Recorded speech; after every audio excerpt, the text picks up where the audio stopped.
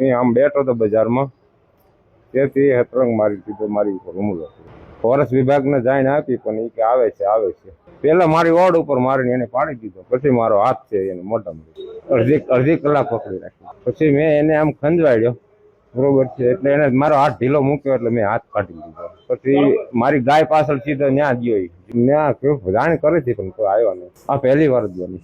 બીજા એક માણસની ઉપર કર્યો પણ એ નીકળી ગયો ભાગ. આજે સવારમાં 8:30 વાગે ગરજિયા ગામે 3 સિંહો આવી ગયા હતા અને કાળુભાઈ ભોગાભાઈના ઘર પાસે અને એના ઘરમાં ગળી ગયા હતા અને કાળુભાઈને ઈજા પહોંચાડી છે.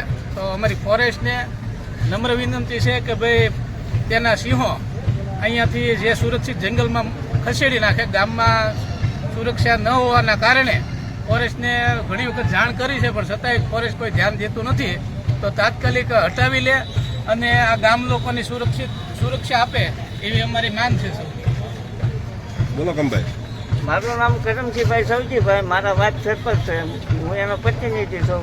આવે જ હવાના ગળિયા ફોરેસ્ટવાળાને ફોન કર્યા તો ફોરેસ્ટવાળા 1.5 કલાકે આવ્યા, ત્યાં માણસ મજ ના કરે તો એના જનાવરને કઈ સારા કરે તો કે એને મારવા નહીં, માણા મજ ના કરે એ હાસું જનાવરનું ખોટું.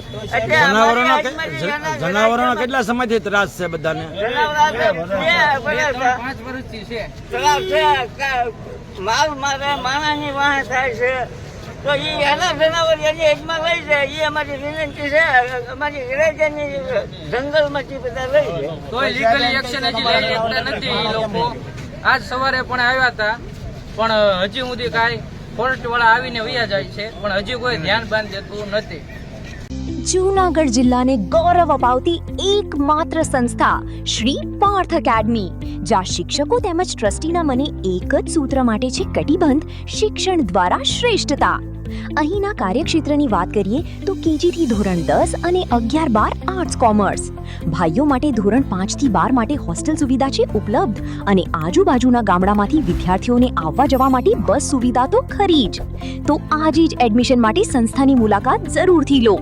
મૂળ ગોરેજ, વલ્લભગઢ, માંગરોળ કિશોદ હાઈવે, તાલુકો માંગરોળ, જિલ્લો જૂનાગઢ. Mobile number 87 118 181 82.